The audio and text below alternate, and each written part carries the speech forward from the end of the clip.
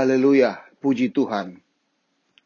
Kita bersyukur terima kasih kepada Tuhan Yesus Kristus karena hanya oleh kasih kemurahan Tuhan kita boleh ketemu lagi dalam program Calvary Ministry. Pada saat ini kita akan belajar dari firman Tuhan tentang mujizat Tuhan Yesus. Untuk itu saya ajak kita buka Alkitab kita di dalam Ibrani pasal 12 ayat 2b. 2a berkata begini. Marilah kita melakukannya dengan mata yang tertuju kepada Yesus yang memimpin kita dalam iman dan yang membawa iman kita itu kepada kesempurnaan. Lalu ayat ini kita diajak bahkan diperintahkan untuk marilah kita melakukan segala sesuatu dengan mata yang tertuju kepada Yesus. Karena Yesus itulah yang memimpin kita di dalam iman, bahkan akan membawa kepada kesempurnaan daripada iman itu. Ajakan ini dilakukan oleh Yesus supaya kita jangan sampai terpengaruh kepada hal-hal yang sifatnya membawa kita kepada pengaruh keadaan sekitar. Memang kalau kita lihat sekarang ini dunia penuh dengan gejolak yang luar biasa. Ombak, gelombang, angin badai yang begitu besar sekarang sedang menimpa seluruh dunia. Di mana kita kenal dengan pandemi COVID-19. Dia bagaikan badai yang begitu besar datang menimpa seluruh umat manusia. Dan juga dia bagaikan ombak gelombang yang begitu besar menimpa seperti resesi ekonomi yang berkepanjangan yang mempengaruhi seluruh aspek kehidupan manusia. Nah, dua badai dan gelombang yang besar ini datang kepada manusia sehingga mayoritas umat manusia itu terbawa kepada keadaan sekitarnya, yaitu pandemi COVID-19 dan resesi ekonomi. Tetapi firman Tuhan datang kepada kita saat ini mendorong kita, bahkan memerintahkan kita supaya marilah kita melakukan dengan mata yang tertuju kepada Yesus. Biarlah kita sebagai anak-anak Tuhan, orang-orang yang percaya kepada Yesus, biarlah kita hanya melihat dengan mata iman kita kepada Yesus saja. Karena Yesus itulah segala-galanya dalam hidup kita. Yesus itulah adalah pelaku mujizat yang dapat melakukan sesuatu lebih dari apa yang kita doakan dan yang kita pikirkan. Yesus melakukan mujizat yang mampu membawa anak-anak Tuhan, orang-orang yang percaya kepada Dia untuk tetap menang menghadapi pandemi COVID-19 dan resesi ekonomi. Asalkan kita dianjurkan melalui ayat ini supaya mata kita tertuju hanya kepada Yesus. Jangan melihat ombak gelombang besar dari pandemi COVID-19 dan ombak besar dari resesi ekonomi. Tetapi kita pandang saja kepada Yesus, sang pelaku mujizat. Kenapa Yesus sang pelaku mujizat? Bahkan Alkitab memberikan petunjuk bahwa Yesus itulah mujizat sendiri. Kenapa? Karena waktu dia datang ke dalam dunia ini, dia lahir dari seorang perawan. Itu mujizat. Bagaimana seorang perawan bisa melahirkan? Tapi itulah mujizat. Mujizat yang dikerjakan oleh Allah kita di dalam nama Tuhan Yesus Kristus. Kita tahu, Yesus setelah dia menebus segala dosa-dosa kita, darahnya tertumpah di kayu salib Kalvari. Alkitab katakan dia mati dan dikuburkan. Tetapi pada hari ketiga dia bangkit dari antara orang mati. Siapa yang bisa bangkit dari antara orang mati? Dialah Yesus. Bangkit dari antara mati. Itu adalah suatu mujizat yang luar biasa. Dan Alkitab katakan Yesus naik ke surga. dengan awan-awan permai. Suatu mujizat yang luar biasa. Dan sekarang dia berada di tahta tertinggi dari sebelah kanan Allah Bapa. Dia pegang segala kuasa di sorga, di bumi, bahkan di bawah bumi. Itulah Yesus, pelaku mujizat. Memang selama dia melayani di dunia ini sebagai manusia, maka Yesus itu melakukan hal-hal yang memang mujizat. Sesuatu yang supranatural. Di luar dari keadaan-keadaan natural biasa-biasa saja. Dia sanggup mengubah air menjadi anggur. Yesus sanggup memberi makan 5.000 orang hanya dengan 5 roti dan 2 ekor ikan dan masih sisa 12 bakul. Yesus mampu berjalan di atas air. Ini Yesus sanggup melakukan mujizat-mujizat dan dia itulah adalah mujizat. Dan ayat ini katakan supaya kita melakukannya segala aktivitas hidup kita ini dengan memandang hanya kepada Yesus. Mata kita tertuju kepada Yesus yang memimpin kita dalam iman. Yesuslah yang memimpin kita dalam iman. Haleluya. Puji Tuhan. Kita tahu di Alkitab, ketika Yesus berjalan di atas air, Petrus dengan teman-temannya, murid-murid Yesus, sedang ada di perahu dan diombang-ambingkan oleh ombak gelombang yang begitu dahsyat. Badai yang begitu besar membuat perahu mereka terombak-ambing dan seakan-akan mau tenggelam. Ketika Yesus berjalan di atas air, Petrus katakan, apakah kalau engkau itu Tuhan, suruh saya berjalan. Dan Yesus katakan, silakan. Petrus juga berjalan di atas air. Selama Petrus bisa melihat kepada Yesus, memandang kepada Yesus, fokus kepada Yesus, dia tetap bisa berjalan di atas air. Tetapi Alkitab mencatat, ketika dia melihat gelombang yang besar, badai yang begitu besar, menerpa perjalanan daripada Petrus, maka mulailah dia tenggelam. Artinya kita anak-anak Tuhan harus berjalan dengan mata yang tertuju kepada Yesus, sang pelaku mujizat. Lalu kita memandang kepada Yesus, kita andalkan Yesus, sang pemimpin kita dalam iman. Dia melakukan mujizat-mujizat yang ajaib dalam hidup kita. Nah, saya pelajari dari firman Tuhan bahwa Yesus melakukan 3 jenis mujizat yang ajaib dan luar biasa. Dengan melakukan ketika dia menjamah orang tersebut, terjadi mujizat. Nah, saya berikan judul bahwa Yesus menjamah mendatangkan mujizat. Jamahan Yesus mendatangkan mujizat. Yang pertama, saya belajar dari Injil Markus. Di dalam Injil Markus pasal 1, Markus pasal 1 ayat 31 berkata begini. Markus pasal 1 ayat 31. Ia pergi ke tempat perempuan itu dan sambil memegang tangannya, ia membangunkan dia, lalu lenyaplah demamnya. Kemudian perempuan itu melayani mereka. Ini cerita tentang Yesus menyembuhkan ibu mertua daripada Petrus. Ibu mertua Petrus yang sedang mengalami sakit demam yang tinggi. Dia sedang demam yang tinggi ini ketika Yesus pegang, ketika Yesus jamah ibu mertuanya dari Petrus ini, seketika itu juga dia sembuh. Dan dia melayani Tuhan. Dalam ayat 30 katakan, ibu mertua Simon Petrus, terbaring karena sakit demam. Mereka segera memberitahukan kepadanya, keadaannya kepada Yesus.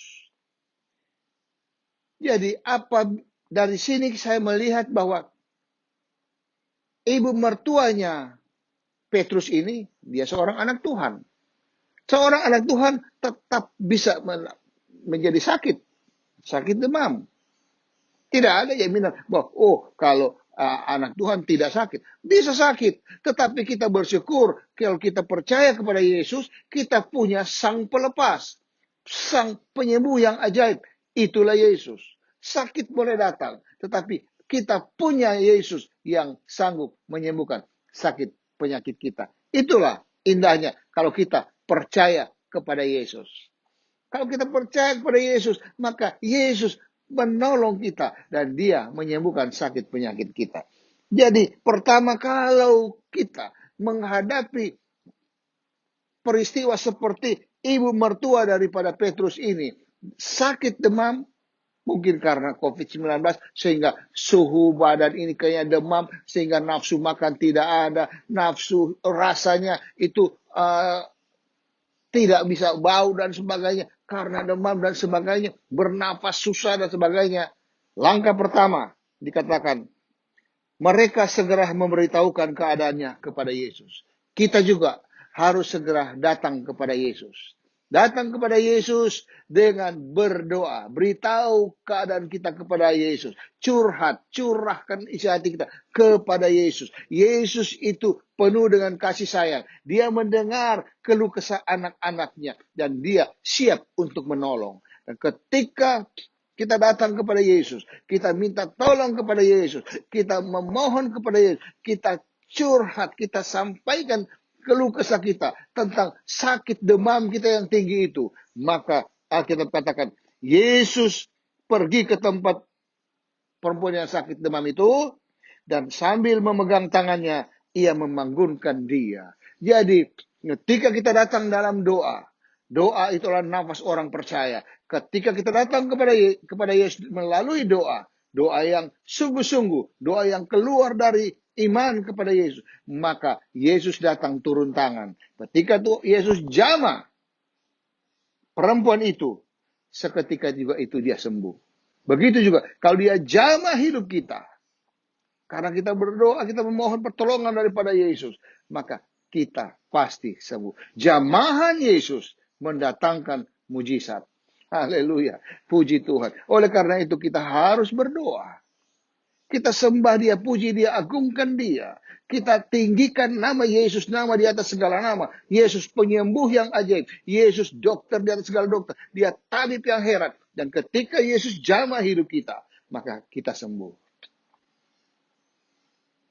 Bergumul dengan penyakit memang ada. Karena memang COVID-19 itu sedang mengancam kita. Tetapi ketika kita bergumul dengan Tuhan, pandang kepada Yesus sang penebus dosa kita, sang penebus sakit penyakit kita, yang melakukan kesembuhan ilahi dalam hidup kita, maka dia akan turun tangan, dia jamah engkau, dan engkau akan sembuh.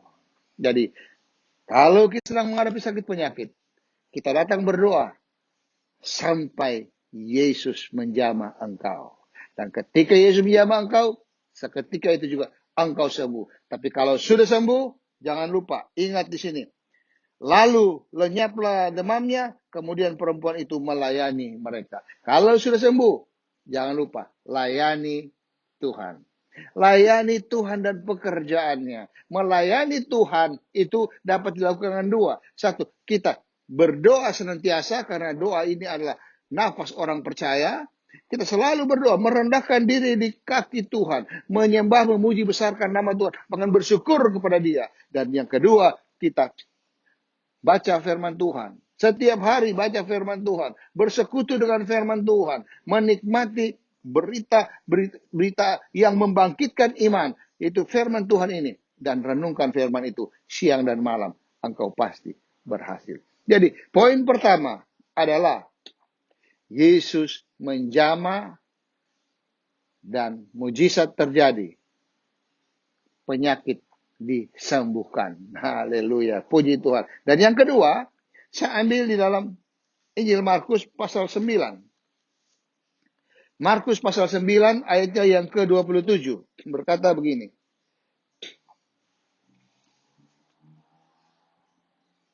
Tetapi Yesus memegang tangan anak itu dan membangunkan dia. Lalu ia bangkit sendiri. Yesus memegang tangan anak itu. Yesus menjamah anak itu. Dan dia,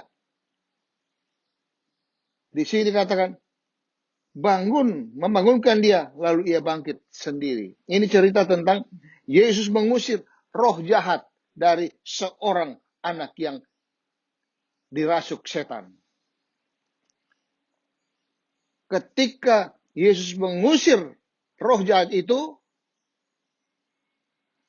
dan Yesus jamah anak itu, maka sembuhlah dia dari ikatan roh jahat.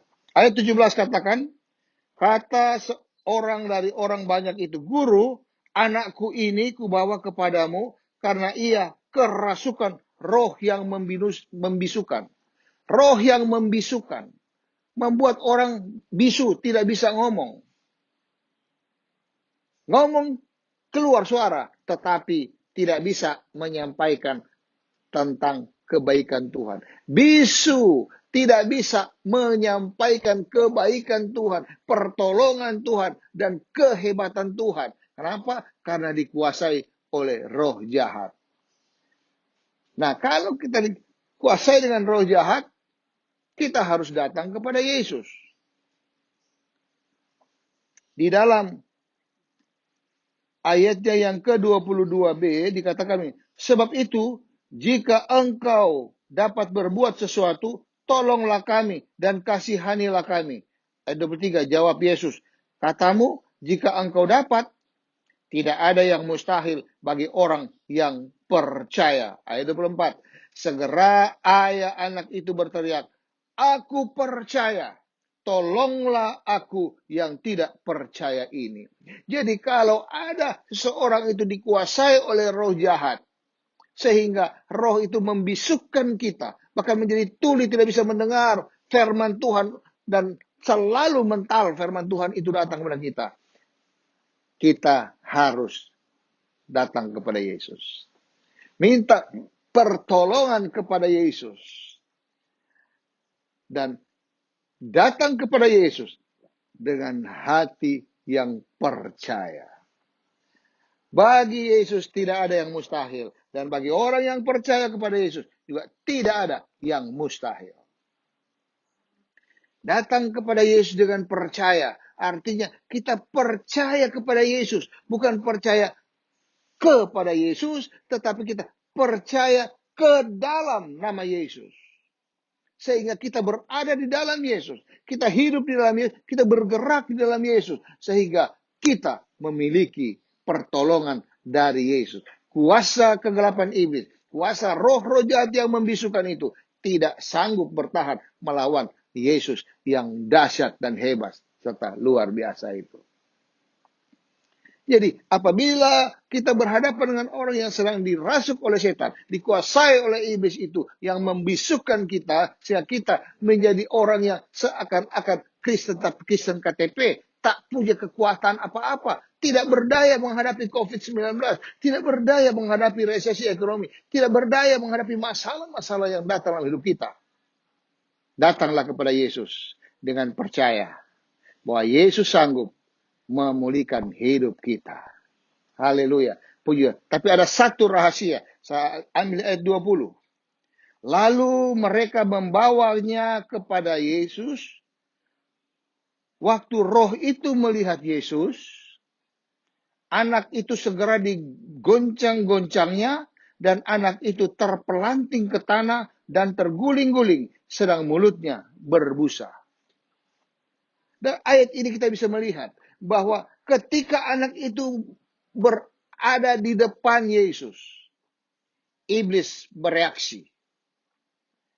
Dia tunjukkan bahwa dia punya kekuatan. Dia goncang-goncangkan anak itu dan dibuat dia terpelanting ke tanah dan terguling-guling sehingga mulutnya berbusa. Padahal sudah ada di depan Yesus. Yesus yang sang pelaku mujizat. Yesus yang sanggup mengusir setan. Yesus yang sanggup menyembuhkan sakit penyakit. Tetapi kenapa kok bisa seperti ini? Itulah sebabnya kita harus waspada. Kita harus hati-hati. Bahkan kita harus peka. Ketika kita berdoa, mengusir segala roh-roh jahat yang menguasai kehidupan kita dengan sakit penyakit. Yang menguasai usaha kita sehingga susah untuk berkembang. Bahkan yang menguasai rumah tangga kita sehingga selalu kacau dan selalu berbeda pendapat. Maka pada saat kita berdoa kepada Yesus, Yesus pasti tolong. Karena firman Tuhan katakan, mintalah maka kamu akan diberikan. Jadi kalau kita anak Tuhan tuh berdoa kepada Yesus, pasti Yesus tolong. Ini harus kita pegang. Karena Yesuslah setia. Dia setia kepada janjinya. Janjinya katakan kalau orang datang berdoa kepada dia, meminta kepadanya, pasti dia berikan. Tetapi persoalannya, di depan Yesus, pada waktu kita berdoa, maka iblis menggoncang-goncangkan anak itu, sehingga dibanting-banting sampai keluar bisa. Seakan-akan kita berdoa tidak dijawab oleh Tuhan. Seakan-akan kita berdoa, penyakitnya makin menjadi-jadi, bukan sembuh. Atau ketika kita berdoa, seakan-akan persoalan kita, masalah ekonomi kita, itu usaha kita makin terpuruk. Padahal sudah berdoa. Kita harus lihat, ini cirinya cara kerja Yesus. Ketika kita berdoa, kita usir segala roh-roh jahat yang mencoba membatalkan, menghancurkan usaha kita, menghancurkan masa depan kita, menghancurkan keluarga kita, bahkan kesehatan kita. Kalau persoalan itu makin menjadi-jadi, padahal kita sudah berdoa dengan sungguh-sungguh, itu tandanya sebentar lagi sembuh dan pulih. Itu tandanya. Kenapa? Karena iblis bergerak di langkah-langkah terakhir, dia goncang semua sampai berbusa-busa. Bahkan di ayat 26 dikatakan, lalu keluarlah roh itu dengan berteriak dan menggoncang-goncangkan anak itu dengan hebatnya. Hebatnya luar biasa ya. Anak itu kelihatannya seperti orang mati. Seakan-akan mati. Padahal sudah depan Yesus. Sehingga banyak orang yang berkata, ia sudah mati. Jadi ketika kita berdoa, kita mendoakan masalah kita. Iblis yang mau menguasai usaha kita, keluarga kita, bahkan kesehatan kita ini, itu dia menggoncang-goncang kita. Dan kita bisa melihat, wah persoalannya banyak. Nah kalau kita tidak mengerti firman Tuhan, kita tidak mengerti cara kerja Yesus, maka kita akan menyerah. Oh Tuhan, saya sudah berdoa, saya sudah doa puasa, saya sudah melayani Engkau, tetapi sekarang kok persoalannya makin berat. Oh masalahnya makin besar. Padahal sebentar lagi itu selesai. Kenapa? Karena ayat 37 katakan, tetapi Yesus memegang tangan anak itu, dia menjamah anak itu dan membangunkan dia. Lalu ia bangkit sendiri. Bangkit sendiri. Bukan Yesus yang bangkit. Dia bangkit sendiri. Dia berdiri sendiri. Begitu juga dengan kita. Kalau kita menghadapi, setelah kita berdoa, kita usir roh-roh jahat. Kita usir segala kuasa-kuasa sakit penyakit. Kuasa iblis, roh-roh najis yang mau menguasai kehidupan kita. Usaha kita. Memang seakan-akan doa kita tidak dijawab, masalah kita itu makin besar. Padahal disitulah ujian terakhir iman kita. Apakah kita tetap betul-betul bergantung kepada Yesus? Apakah betul-betul kita percaya kepada Yesus? Yang tadi dia itu belum mengatakan, aku percaya, tolonglah aku yang tidak percaya ini. Jadi Yesus mau menjamah kita kalau kita datang kepada dengan percaya, minta tolonglah aku yang tidak percaya ini. Aku percaya kepada Engkau Yesus. Itulah detik-detik terakhir. Yesus ingin melihat iman kita dibangkitkan dan kita yang berdiri sendiri, kita yang harus bertindak, kita harus melakukan firman Tuhan bahwa Yesus sudah tolong saya dan kita bertindak. Pasti menang dan iblis lari daripada kita. Itulah rahasianya. Karena kalau kita berhubungan Yesus sang pelaku mujizat itu, pasti terjadi mujizat. Asal firman Tuhan dikatakan, biarlah mata kita selalu tertuju kepada Yesus.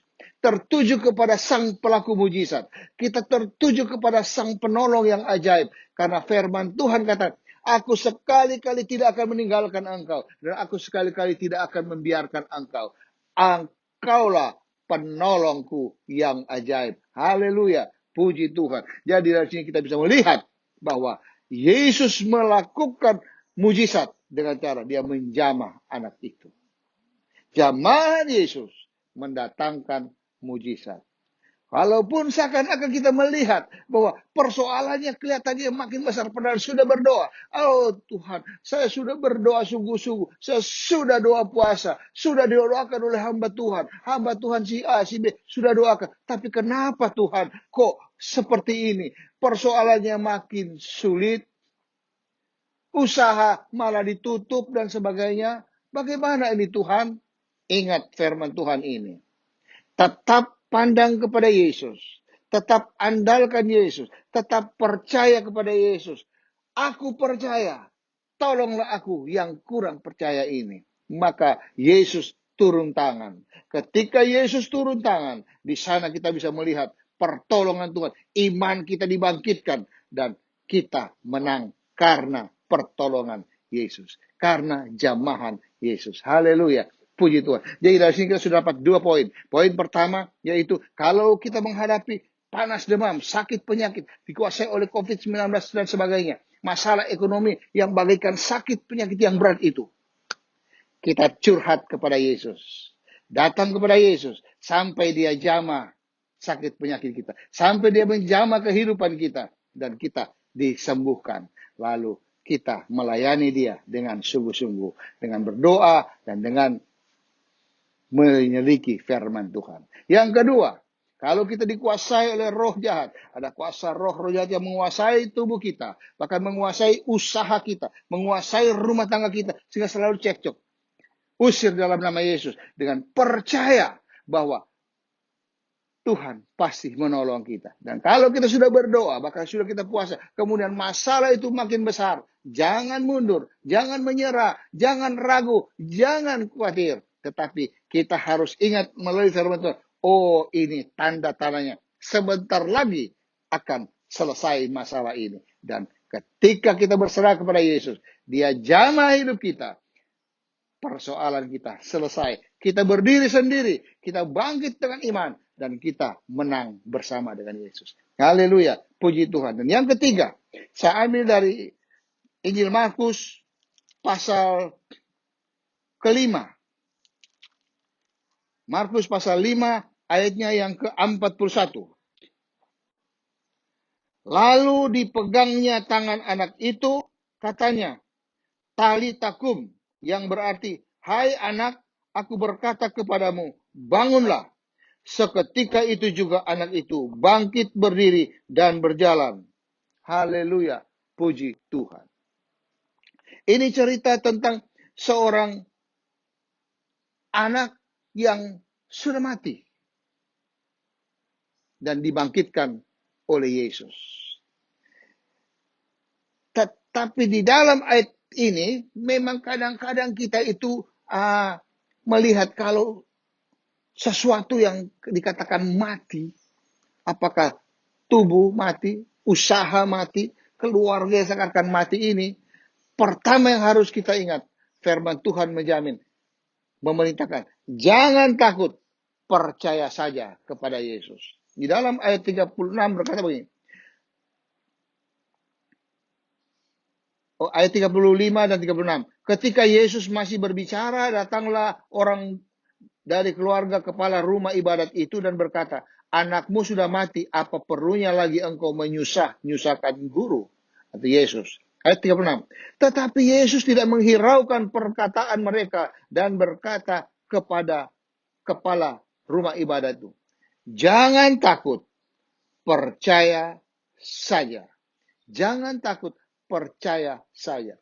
Kalau engkau sakit berat, seakan-akan mau mati, jangan takut, percaya saja bahwa Yesus pasti tolong. Kalau usahamu seakan-akan sekarang ini mau mati, karena mungkin ada PPKM atau ada pembatasan-pembatasan yang ada dari pemerintah sehingga tidak bisa berusaha. Seakan-akan usaha ini mau mati. Ingat firman ini. Jangan takut, percaya saja kepada Yesus. Haleluya. Puji Tuhan. Jadi kalau kita datang kepada Yesus, maka Yesus membangkitkan semangat kita. Banyak orang sekarang semangatnya hilang. Menghadapi pandemi COVID-19 dan resesi ekonomi, semangatnya mati. Tetapi sebagai anak-anak Tuhan, firman Tuhan pada hari ini datang kepada kita. Jangan takut, percaya saja kepada Yesus. Kenapa? Karena Yesus itu sanggup membangkitkan semangat kita. Semangat kita yang mati, dia sanggup bangkitkan. Karena dia Allah yang berkuasa. Ketika Yesus menjamah anak itu, dikatakan, dia pegang anak itu, dia jamah anak itu. Dia katakan, talitakum, artinya, hai anak, aku berkata kepadamu, bangunlah. Maka seketika itu, anak itu bangun. Seketika itu, anak itu bangkit. Kalau kita datang kepada Yesus dengan percaya, dengan tidak takut, maka semangat itu akan dibangkitkan. Roh yang menyala-nyala dalam hidup kita, itu akan mendorong kita, membuat kita tidak takut. Walaupun kasat mata, masalahnya, usaha itu seakan-akan sudah mau mati. Walaupun sakit penyakit ini, rasa-rasanya sudah sebentar lagi memati. Tetapi kematian itu ada di dalam tangan Tuhan. Alkitab katakan, Yesus itu hidup dan berkuasa. Dia yang pegang segala kuasa maut, bahkan kerajaan maut ada di dalam tangan Tuhan. Kalau kita percaya kepada Yesus, maka kita pasti ditolong oleh Yesus. Haleluya, puji Tuhan. Jadi dari sini kita bisa melihat ada 3 hal yang dilakukan oleh Yesus, yaitu dia jamah dan sembuhkan sakit penyakit. Kedua, dia jamah dan roh-roh jahat itu keluar. Dan ketiga, dia jamah, maka semangat yang patah, semangat yang mati dibangkitkan oleh Yesus. Jadi, mari kita datang kepada Yesus. Pandang saja kepada Yesus. Dia yang memimpin kita dalam iman. Kalau dia jamah kita, maka jamahan Tuhan itu mendatangkan damai sejahtera. Ada lagu katakan, dia jamah osnap hidupku dan beri damai di hatiku. Itulah, Yesus kalau dia jamah kita, maka dia berikan kita damai sejahtera. Damai, Raja damai itu adalah Yesus. Dan Yesus ada dalam hidupku. Sang Raja damai datang dalam hidupku. Semua berubah dan aku tahu Yesus jamah. Ku jadi baru. Kalau engkau berserah kepada Yesus, datang kepada Yesus dengan berdoa sungguh-sungguh. Doa orang benar, kalau berdoa dengan sungguh-sungguh, sangat besar kuasanya, kata firman Tuhan. Kalau kita dalam berdoa dengan sungguh-sungguh, kita memiliki jawaban dari Tuhan. Dan ketika Tuhan menjamah kita, kita mengalami mujizat. Kalau kita dikuasai oleh roh-roh jahat, rasa-rasanya usaha kita dikuasai oleh roh-roh jahat. Oh, kita berdoa, kita tolak dalam nama Yesus. Kita datang dengan jangan takut, tapi percaya saja. Tuhan pasti menang. Haleluya. Dan ketika kita semangat kita patah, semangat kita mati, datang kepada Yesus. Dia jamah kita, maka kita dibangkitkan. Usaha kita makin maju. Kesehatan kita dipulihkan. Dan kita melayani Tuhan dengan sungguh-sungguh. Haleluya. Puji Tuhan. Saya percaya firman Tuhan ini akan menjadi berkat buat kita. Ketika kita memahami, kita mengerti, dan kita melakukannya dengan melakukan secara sungguh-sungguh. Haleluya. Puji Tuhan. Sekali Yesus, tetap Yesus.